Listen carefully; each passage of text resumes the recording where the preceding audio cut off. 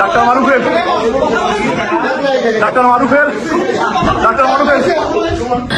আমি এখানে আসার পর ওনাকে ডেকেছিলাম।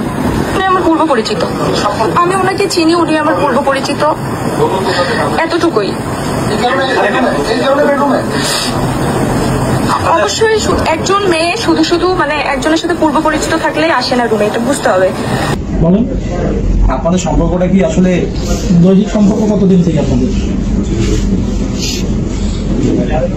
বলেন, সত্যিটা বলেন। আচ্ছা, এখানে ধরেন যে ওনাকে যেভাবে ধরা হচ্ছে, আসলে আপনি কি বলতে চান? ডাক্তার সাহেব যেভাবে বললেন, বা আপনি কিভাবে বলছেন? আপনাকে কোনোভাবে এখানে ভিক্টিমাইজ করা হচ্ছে কিনা, বা অন্য কোনো সমস্যা আছে কিনা, একটু আপনার মধ্যে একটু বলবেন। আমরা বারবার আপনাকে প্রশ্ন করতে চাই না, আপনি একবারই বলেন। আপু বলেন, আপনার প্রশ্নের উত্তর খুবই গুরুত্বপূর্ণ।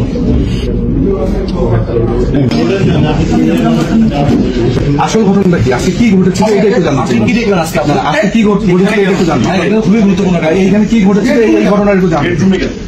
হ্যাঁ, এই বেডরুম পর্যন্ত আপনার দুজন কিভাবে আসলেন? আপনি বলেন, গুরুত্বপূর্ণ সত্যিটা বলেন। এটা তো মিডিয়া কারো পক্ষ না বিপক্ষ না, জাস্ট জিনিসটা বলেন। যত তাড়াতাড়ি বলবেন আমাদের জন্য অনেক ভালো হয়। আমি ওনাকে চিনি, উনি আমার পরিচিত, এতটুকুই। আপনাদের অবশ্যই একজন মেয়ে শুধু শুধু মানে একজনের সাথে পূর্ব পরিচিত থাকলেই আসে না রুমে, এটা বুঝতে হবে।